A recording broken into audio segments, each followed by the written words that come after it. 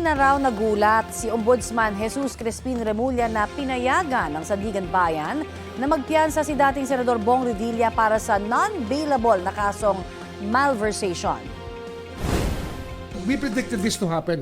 Alam na namin ito, meron talaga mangyayari na mukhang tinatrabaho na magkaroon ng grant of bail. Pero it's an eye-opener that we have to fight harder for this battle, for us to win the war against corruption. Ang kaso laban kay Revilla ay kaugnay sa Ghost Flood Control Project sa Pandi, Bulacan. Pinayagan ng Sandigan Bayan 3rd Division na magpiyansa ng 1 milyong piso si Revilla noong Biyernes dahil wala raw na ipakitang malakas na ebidensya ang prosekusyon para patunayang guilty si Revilla sa kaso. Nag-post ng selfie sa social media ang dating senador kasama ang kanyang pamilya at nagpasalamat sa Panginoon sa kanyang caption.